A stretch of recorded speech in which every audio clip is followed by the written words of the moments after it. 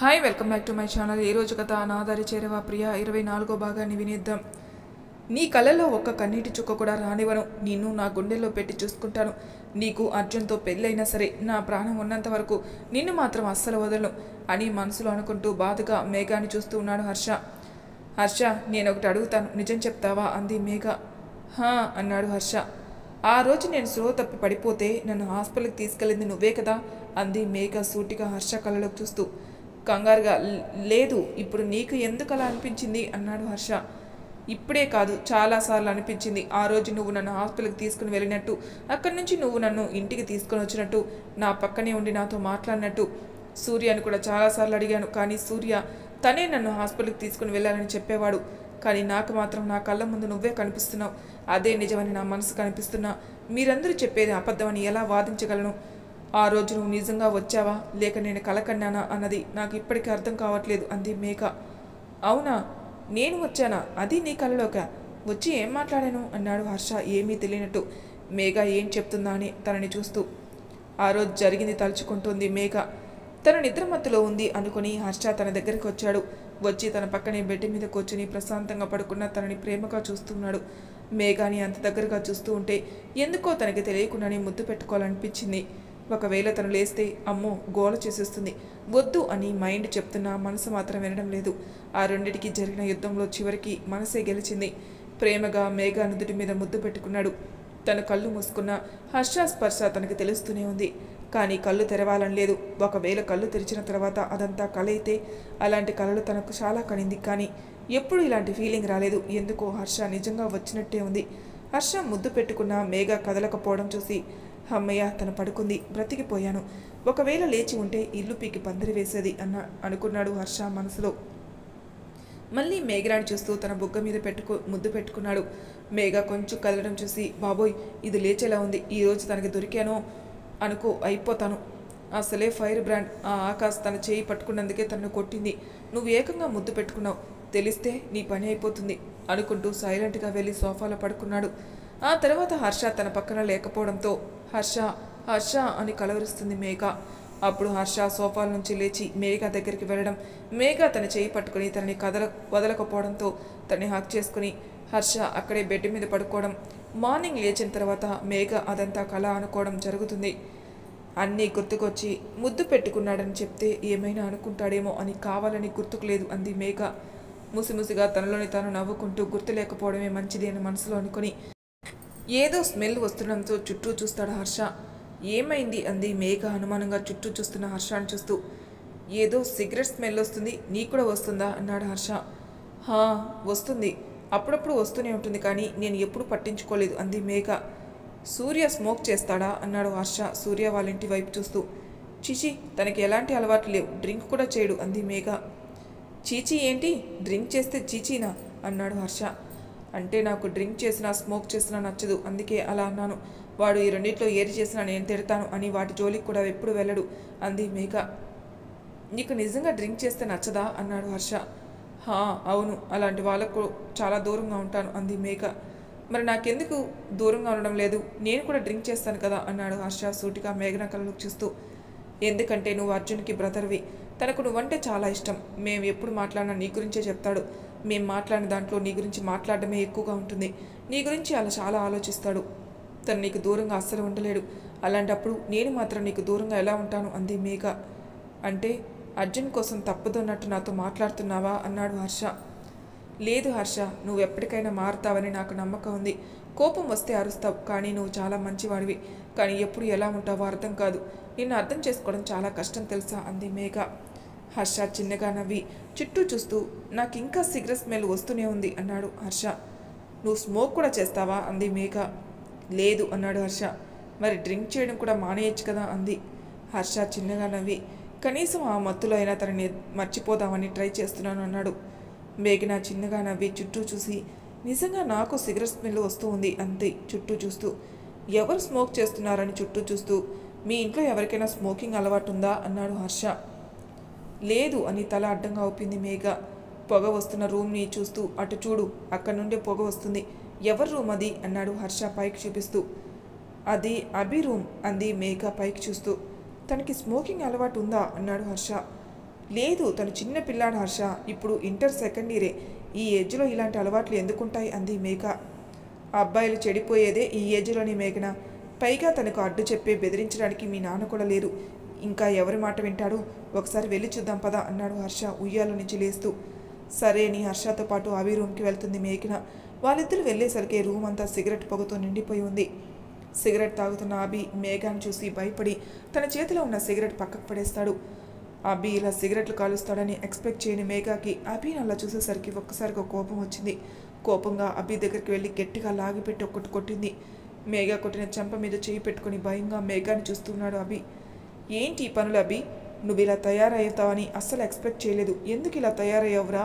మీ కాలేజీలో నీకు నేర్పించేది ఇదేనా అంది మేఘ కోపంగా. అభి సైలెంట్గా ఉన్నాడు. కొత్త కాలేజ్, కొత్త పరిచయాలు, కొత్త ఫ్రెండ్స్, కొత్త అలవాట్లు. ఇది ఒక్కటేనా? డ్రింకింగ్ కూడా అలవాటు చేసుకున్నావా అంది మేఘ కోపంగా. మేఘన ఆగు అన్నాడు హర్ష. లేదు హర్ష, అస్సలు ఆగను. వీడి మీద నాకు చాలా నమ్మకం ఉండేది. ఇప్పుడు ఆ నమ్మకం మొత్తం పోగొట్టుకున్నాడు. ఇప్పుడు అమ్మ నాన్న ఉంటే వీడిని చూసి ఎంత బాధపడేవారు. వీడిలా తయారయ్యాడని అస్సలు ఎక్స్పెక్ట్ చేయలేదు. నేను చూశాను కాబట్టి సరిపోయింది. ఈ విషయం నాన్నమ్మకి తెలిస్తే ఎంత బాధపడుతుంది. నువ్వేం చేస్తానన్నా నేను నిన్ను ఎప్పుడూ ఆపలేదు అభి. నువ్వు అడిగింది ప్రతిదీ నీకు ఇచ్చాను. నువ్వు దేని గురించి బాధపడద్దు అనుకున్నాను. కానీ ఈరోజు నువ్వు నన్ను ఇలా బాధపడుతుంటే తట్టుకోలేకపోతున్నాను అంది మేఘన బాధగా. సారీ అక్క, ఇంకెప్పుడు ఇలా చేయను. ఫ్రెండ్స్ బాగుందంటే జస్ట్ ట్రై చేశానంతే. ఇప్పుడు వాటి మీద నాకు ఇంట్రెస్ట్ కూడా పోయింది అన్నాడు అభి. మేఘ కోపంగా అక్కడి నుంచి వెళ్ళిపోతుంది. మేఘ వెళ్ళగానే హర్ష అభి దగ్గరకు వచ్చి తన భుజం మీద చెయ్యి వేసి, తప్పు అందరూ చేస్తారు అభి, కానీ చేసిన తప్పును ఒప్పుకొని దాన్ని సర్దిద్దుకునే వాళ్ళు కొంతమందే ఉంటారు. చేసిన తప్పుని ఒప్పుకోవడం అంటే చాలా గ్రేట్ కదా అన్నాడు హర్ష అభిని చూస్తూ. అవును అన్నట్టు తలూపాడు అభి. అయితే మా అభి కూడా గ్రేటే. తను ఇంకెప్పుడు ఈ తప్పు చేయడు కదా అన్నాడు హర్ష. చేయను బావా అన్నాడు అభి. గుడ్ అన్నాడు హర్ష నవ్వుతూ. ఇప్పుడు అక్క నా మీద అలిగింది కదా, నాతో మాట్లాడకుండా వెళ్ళిపోయింది. తన కోపం తగ్గాలంటే నేనేం చేయాలి బావా చెప్పు అన్నాడు అభి. మీ అక్కకి ఐస్ క్రీమ్ అంటే చాలా ఇష్టం, వెళ్ళి ఇవ్వు. ఐస్ క్రీమ్లానే వెంటనే కూల్ అయిపోతుంది అన్నాడు హర్ష. థ్యాంక్స్ బావా అని కిచెన్లోకి వెళ్ళి ఫ్రిడ్జ్లో నుంచి ఐస్ క్రీమ్ తీసుకుని మేఘ రూమ్లోకి వెళ్ళాడు అభి. కొద్దిసేపటి తర్వాత బయట ఉన్న హర్ష దగ్గరికి, థ్యాంక్స్ బావా, నీ ఐడియా వర్కౌట్ అయింది అంటూ హర్షని హగ్ చేసుకున్నాడు అభి. హర్ష నవ్వి, ఇంకెప్పుడు ఇలా చేసి మేఘాన్ని బాధ పెట్టుకో అభి అన్నాడు హర్ష. సరే అన్నాడు అభి. కొద్దిసేపు అభితో మాట్లాడిన తర్వాత మళ్ళీ మేఘన కలవకుండా ఇంటికి వచ్చేసాడు హర్ష. హర్ష వెళ్ళిన తర్వాత హర్ష కోసం బయటకు వస్తుంది మేఘన. తను ఎక్కడా కనిపించకపోవడంతో అభిని అడుగుతుంది. వెళ్ళిపోయాడక్క అన్నాడు అభి. నాకు చెప్పెళ్ళొచ్చు కదా, మళ్ళీ కలిసినప్పుడు చెప్తా అని మనసులో హర్షాన్ని తిట్టుకుంది మేఘ. నెక్స్ట్ డే కార్తిక్, భూమి, నిక్కీ, రమ్య కలిసి మేఘనని ఇంటికి ఎలా రప్పించాలని ప్లాన్స్ వేస్తూ ఉంటారు. ఏదో ఒక ఐడియా చెప్పు కార్తిక్. ఇప్పుడు మేఘ అక్కని ఇంటికి రప్పించడం ఎలా? తనకు హర్ష బావకి మధ్య ఏముందో తెలుసుకోవడం ఎలా? నిన్నంటే అర్జున్ బావ వెళ్తున్నాడని షెండ్ ఆఫ్ ఇవ్వడానికి వచ్చింది, మరి ఈరోజు అని ఆలోచిస్తూ అటు ఇటు తిరుగుతుంది నిక్కీ. అదే ఆలోచిస్తున్నాను, ఏం చేయాలా అని అటు ఇటు తిరుగుతూ ఆలోచిస్తున్నాడు కార్తిక్. తొందరగా ఏదో ఒక ఐడియా చెప్పన్నయ్య. ఎలాగైనా ఈరోజు మేఘన వదిని ఇంటికి రప్పించాలి. వదిన అన్నయ్య ఇద్దరూ మళ్ళీ మాట్లాడుకునేలా చేయాలి. అసలు వాళ్ళిద్దరి మధ్య ఏం జరుగుతుందో తెలుసుకోవాలి అంది భూమి. రమ్య గెడ్డం కింద చేయి పెట్టుకుని ముగ్గురిని చూస్తూ ఉంది. ఏదో ఎగ్జామ్స్ రాస్తున్నట్టు సీరియస్గా ఆలోచిస్తున్నారు. నేను ఒక ఐడియా చెప్పనా అంది రమ్య ముగ్గురిని చూస్తూ. ఏంటి అది అన్నట్టు రమ్యని చూశారు ముగ్గురు. నా ఫ్రెండ్ స్వాతి ఊరికి వెళ్ళిన వాళ్ళ అమ్మని ఇంటికి రప్పించడానికి తనకు ఫీవర్ వచ్చిందని అబద్ధం చెప్పింది. అప్పుడు వాళ్ళ అమ్మ వెంటనే ఇంటికి వచ్చేసింది అని చెప్పి వాళ్ళని చూసి నవ్వింది రమ్య. అంటే మనం కూడా ఫీవర్ వచ్చిందని అబద్ధం చెప్పి వదిన్ని ఇక్కడికి రప్పించాలా? అంతేనా అంది భూమి రమ్యని చూస్తూ. అవును అన్నట్టు తలూపింది రమ్య. అవును భూమి, ఈ ప్లాన్ ఏదో బాగుంది, కానీ ఇప్పుడు ఎవరికి ఫీవర్ వచ్చిందని చెప్దాం అంది నిక్కీ ముగ్గురిని చూస్తూ. ఈ ప్లాన్ చెప్పింది రమ్య కదా, తన పేరే చెప్దాం. స్కూల్కి వెళ్లకుండా తప్పించుకోవడానికి ఇలా ఫీవర్ వచ్చిందని అబద్ధం చెప్పి ఎన్నిసార్లు యాక్ట్ చేయలేదు. ఇది తనకు బాగా అలవాటైన పనే కదా అన్నాడు కార్తిక్. అన్నయ్య అంటే నేను అబద్ధాలు చెప్తానా అంటూ రమ్య కోపంగా చూసింది కార్తిక్ని. అదేం లేదు రమ్య, నువ్వు మంచి ఐడియా ఇచ్చావని అన్నయ్య నిన్ను పొగుడుతున్నాడు, అంతే కదా అన్నయ్య అంది భూమి. అంతే అంతే అన్నాడు కార్తిక్ కవర్ చేయడానికి. కానీ నాకు చాలా వర్క్ ఉంది, రికార్డ్స్ రాసుకోవాలి. ఫీవర్ వచ్చిందని పడుకుంటే రేపు మా మేడం నన్ను ల్యాబ్కి రానివ్వదు. ప్లాన్ ఇచ్చింది నేనే కదా, యాక్టింగ్ ఎవరు చేయాలనేది మీరు డిసైడ్ చేసుకోండి అంది రమ్య. భూమి ఒక్కసారిగా నువ్వే అని నిక్కీ అంటుంటే, నేనా? అన్నయ్యకి తెలిస్తే నా పని అంతే అంది భూమి. అబ్బా, ఈ విషయం మన నలుగురికి తప్ప ఇంకెవరికి తెలియదు, ప్లీజ్ ఒప్పుకోవే అంది నిక్కి. తప్పదు అన్నట్టు సరే అంది భూమి. వెంటనే మేఘాకి కాల్ చేసి భూమికి ఫీవర్ వస్తుంది, నిన్ను చూడాలంటుంది అని కార్తీక్ ఫోన్ చేసి చెప్తాడు. సరే అని భూమిని చూడడానికి హర్ష వాళ్ళ ఇంటికి బయలుదేరుతుంది మేఘ. బయటికి వెళ్తున్న మేఘాని చూసి ఎక్కడికక్క అని అడిగింది నందు. భూమికి ఫీవర్ వస్తుందంట, తనని చూడడానికి వెళ్తున్నా అంది మేఘ. భూమికి ఫీవర్ వస్తుందా? నాకు కూడా చెప్పలేదే, నేను కూడా వస్తాను అంటూ మేఘతో బయలుదేరుతుంది నందు. ఇంట్లో మీనాక్షి సులోచన ఉంటే వీళ్ళు వేసిన ప్లాన్ వర్కౌట్ అవ్వదు. ప్లాన్ చేసి వాళ్ళని గుడికి పంపించేస్తారు. వీళ్ళు వచ్చేసరికి భూమి బెడ్ మీద పడుకొని ఉంటుంది. తన పక్కనే కూర్చొని బాధగా చూస్తూ ఉన్నారు నిక్కీ రమ్య. వాళ్ళని చూస్తూ అబ్బా ఏం యాక్టింగ్ చేస్తున్నారే, మీ యాక్టింగ్కి ఆస్కార్ అవార్డు ఇవ్వాలి అసలు అన్నాడు కార్తీక్ ముగ్గురిని చూస్తూ. ముగ్గురు ఒకేసారి కోపంగా చూశారు కార్తీక్ని. నాకు ఎందుకో భయంగా ఉంది, ఈ ప్లాన్ వర్కౌట్ అవుతుందా లేకపోతే మనం పోసిన ఆయిల్ మీద కాలు వేసి మనమే పడిపోం కదా అన్నాడు కార్తీక్. నేను ప్లాన్ వేశానంటే అస్సలు ఫ్లాప్ అవ్వదు. అయినా ఆయిల్ వేసింది హర్ష బావ రూమ్ దగ్గర, ఇప్పుడు అక్కడికి మనం ఎందుకు వెళ్తాం? ఇప్పుడు మేఘన అక్క వచ్చి భూమిని కలిసిన తర్వాత అక్కని ఏదో ఒకటి చేసి హర్ష బావ రూమ్ దగ్గరికి పంపించాలి. అప్పుడు అక్క ఆయిల్ మీద కాలు వేసి జారి కింద పడిపోతే హర్ష బావ వచ్చి తను పట్టుకుని ఆపాలి. అప్పుడు వాళ్ళిద్దరి మధ్య ఉన్న కెమిస్ట్రీ అని నిక్కీ అంటుంటే, కెమిస్ట్రీ లేదు, ఫిజిక్స్ లేదు, ఇదంతా మన ప్లాన్ అని తెలిస్తే అనబోతున్న కార్తీక్. అప్పుడే లోపలికి వచ్చిన మేఘ నందుని చూసి ఆగిపోతాడు. ఇద్దరు వచ్చి భూమిని పలకరించి చాలాసేపు మాట్లాడిన తర్వాత జాగ్రత్తలు చెప్పి బయలుదేరుతుండగా ఒక్క నిమిషం అక్క అంది నిక్కీ. ఏమైంది అంది మేఘన. ఎలాగో ఇక్కడి వరకు వచ్చారు కదా, ఒకసారి హర్షభావని కూడా పలకరించి వెళ్ళొచ్చు కదా అంది నిక్కీ. మేఘన నందు ఇద్దరు అనుమానంగా చూశారు నిక్కీని. అంటే అన్నయ్య కూడా బాగాలేదు కదా, అందుకే చూసి రమ్మని అంటుంది అని కవర్ చేసింది భూమి. సరే అని మేఘ హర్ష రూమ్కి వెళ్తుంటే నేను కూడా వస్తానక్క అంది నందు. ఈ నందు ప్లాన్ అంతా చెడగొట్టలా ఉంది, ఇప్పుడు ఎలా అని నిక్కీ మనసులో అనుకుంటుండగా, నువ్వెక్కడికి నందు, నాకు ఫీవర్ వస్తుందంటే నా దగ్గర ఉండకుండా వెళ్ళిపోతావా అంది భూమి అలిగినట్టు మొహం పెట్టి. సరే వెళ్ళంలే అంటూ భూమి పక్కనే కూర్చుంది నందు. నువ్వు వెళ్ళక్క అని నిక్కీ మళ్ళీ చెప్పడంతో హర్షాన్ని కలవడానికి బయటకు వస్తుంది మేఘ. మేఘ బయటికి వెళ్ళిన దగ్గర నుండి కార్తీక్ వాళ్ళకి ఒకటే టెన్షన్గా ఉంది, ఏం జరుగుతుందో అని. 2 నిమిషాల తర్వాత గట్టిగా అరిచింది మేఘ. కొంపదీసి కింద పడిందా దేవుడా, ఈరోజు అన్నయ్య చేతిలో మేమైపోయాం అని మనసులో అనుకుని భయపడుతున్నాడు కార్తీక్. భూమి, నిక్కీ, రమ్య పరిస్థితి కూడా అలానే ఉంది. మేఘ అరుపు విని బయటికి రావడానికి లేస్తుంది నందు. వద్దు నువ్వు కూర్చో, నేను వెళ్ళి చూస్తాను అని నందుని అక్కడే కూర్చోబెట్టి బయటకు వచ్చాడు కార్తీక్. అక్కడ తన కళ్ళ ముందు ఉన్న సీన్ చూసి ఒక్కసారిగా షాక్ అయ్యాడు కార్తీక్. ఆయిల్ మీద కాలు పెట్టి కింద పడిన మేఘనాన్ని లేపడానికి ట్రై చేస్తున్నాడు హర్ష.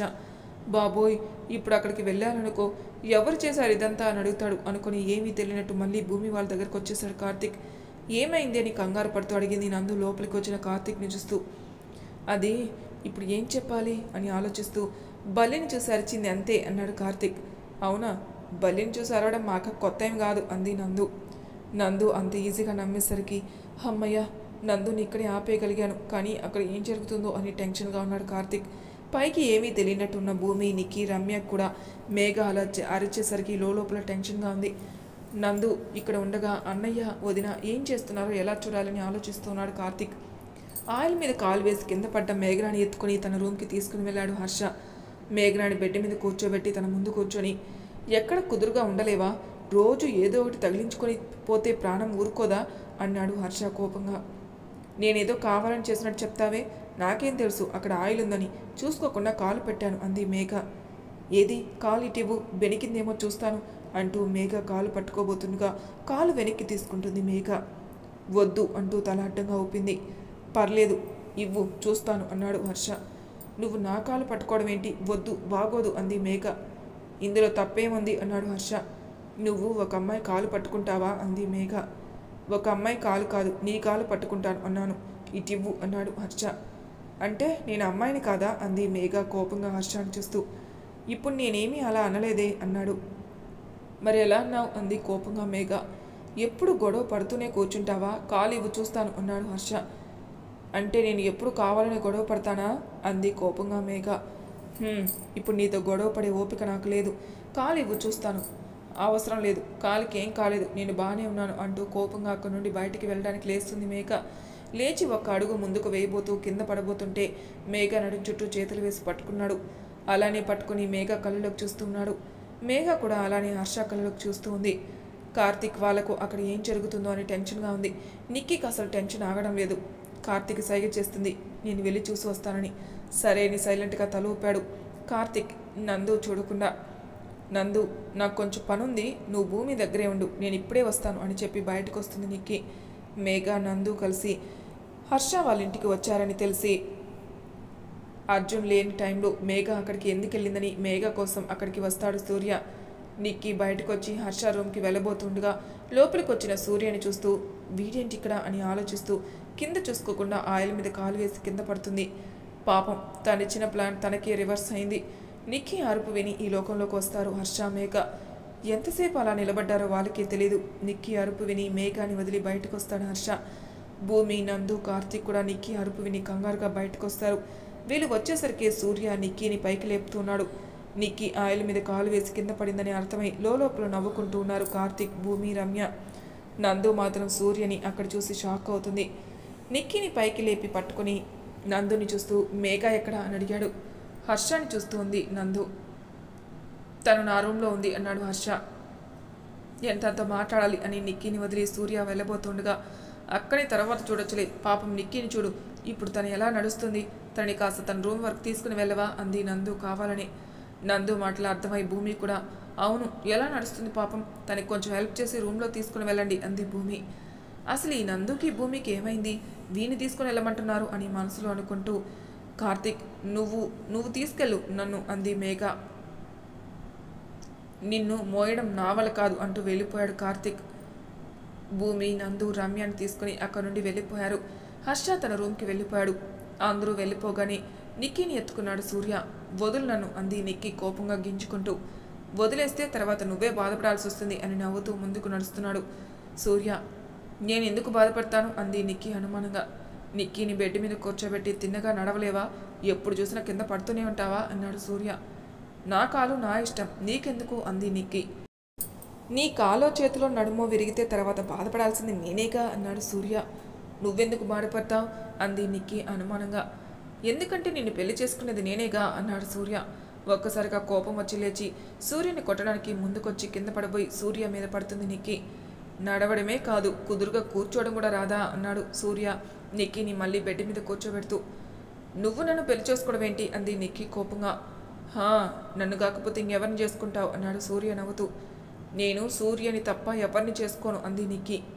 ఈ పిచ్చిది ఇంకా నన్ను వాసు అని అనుకుంటుందా అని మనసులో అనుకుని నవ్వుకున్నాడు సూర్య. ఎందుకు నవ్వుతున్నావు అంది నిక్కీ కోపంగా. నువ్వు ఎన్ని పిచ్చి పనులు చేసినా నన్ను వద్దన్నా నేను మాత్రం నిన్నే పెళ్లి చేసుకుంటాను అన్నాడు సూర్య.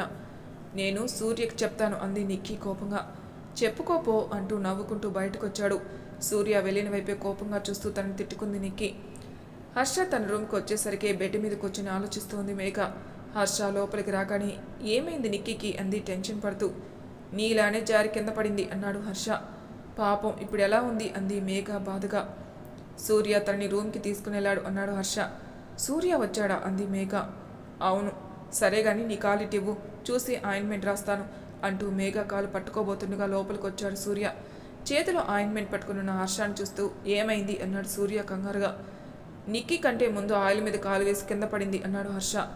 సరే ఇటివ్వు, ఆయింట్మెంట్ నేను రాస్తాను అని చేతిలో నుంచి ఆయింట్మెంట్ తీసుకుని మేఘ కాలికి రాస్తూ ఉండగా బయట నుంచి అర్జున్ విరిపి వినిపించింది. ఏమైంది అనుకుంటూ కంగారుగా బయటకు వస్తారు అందరూ, మేఘ నిక్కీ తప్ప. ఆయిల్ మీద కాలు వేసి జారి కింద పడ్డ అర్జున్ని చూసి ఒక్కసారిగా షాక్ అవుతారు అందరూ. హర్ష వెంటనే వెళ్ళి అర్జున్ని పైకి లేపి అసలు ఎవరు ఇక్కడ ఆయిల్ వేశారు అన్నాడు గట్టిగా కోపంగా అందరినీ చూస్తూ. అందరూ సైలెంట్గా ఉన్నారు తప్ప ఎవరు ఏం మాట్లాడటం లేదు. రంగమ్మ ఇక్కడ మొత్తం క్లీన్ చేసేయి అని రంగమ్మకి చెప్పి అర్జున్ రూమ్కి తీసుకుని వెళ్తాడు హర్ష. వాళ్ళతో అందరూ అర్జున్ రూమ్లోకి వస్తారు. అర్జున్ని బెడ్ మీద కూర్చోబెట్టి నువ్వేంటి అప్పుడే వచ్చేసావు, మీటింగ్ ఏమైంది అన్నాడు హర్ష అర్జున్ కాల్ చూస్తూ. మీటింగ్ కంప్లీట్ అయిపోయింది, అందుకే ఈరోజే వచ్చేసాను అన్నాడు. నువ్వు కూడా ఏంట్రా వాళ్ళలాగా చూసుకొని నడవాలి కదా అన్నాడు హర్ష. వాళ్ళలాగా అంటే అంతకుముందు ఎవరైనా పడిపోయారా అన్నాడు అర్జున్ అనుమానంగా చూస్తూ.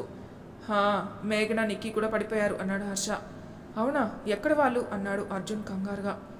టెన్షన్ పడకు, వాళ్ళకేం కాలేదు, నీ కాలే కాలు, నీలానే కాలు బెనికిందంతే అన్నాడు హర్ష. మేఘ కింద పడిందని కాల్ చేసి చెప్పడంతో అక్కడికి వస్తాడు ఆది. అర్జున్ కాలు పట్టుకుని హర్షాన్ని చూసి ఏమైందిరా అన్నాడు ఆది కంగారుగా. కింద పడ్డాడు అన్నాడు హర్ష. ఎలా అన్నాడు ఆది అనుమానంగా. అదంతా తర్వాత చెప్తాను, వచ్చి చూడు అంటూ పక్కకి జరిగాడు. ఆది చెక్ చేసి కాలికి కట్టు కడుతూ ఉండగా వచ్చారు మీనాక్షి, సులోచన. అర్జున్ చూసి కంగారుగా ఏమైంది నాన్న అంది మీనాక్షి. టెన్షన్ పడాల్సింది ఏం లేదంటీ, కాలు బెనికిందంతే. ఒక 15 రోజులు రెస్ట్ తీసుకుంటే సరిపోతుంది అన్నాడు ఆది. ఇంకొక 10 రోజుల్లో పెళ్లి పెట్టుకున్నాం, ఇలా జరిగింది ఏంటి అంది మీనాక్షి బాధగా. పెళ్లి తర్వాత అయినా పెట్టుకోవచ్చా ఆంటీ, తనని రెస్ట్ తీసుకునివ్వండి అని చెప్పి అందరినీ బయటికి పంపించేస్తాడు ఆది. హర్ష ఒక్కడే ఉన్నాడు అక్కడ. జాగ్రత్త అని అర్జున్కి చెప్పి హర్షతో పాటు బయటకు వస్తాడు ఆది. హర్ష చెప్పడంతో మేఘ నిక్కి కూడా కట్టుకట్టి వెళ్ళిపోతాడు ఆది. మేఘకి జాగ్రత్తలు చెప్పి సూర్య నందుతో పాటు మేఘాని ఇంటికి పంపిస్తుంది మీనాక్షి. మరి తర్వాయి భాగంలో ఏం జరుగుతుందో నెక్స్ట్ ఎపిసోడ్లో తెలుసుకుందాం. అంతవరకు నా ఛానల్ సబ్స్క్రైబ్ చేయని వాళ్ళు ప్లీజ్ సబ్స్క్రైబ్ చేసుకోండి, లైక్ చేసి షేర్ చేయండి, మీ అభిప్రాయాలు నా కామెంట్ రూపంలో తెలియజేయండి. Thank you for listening.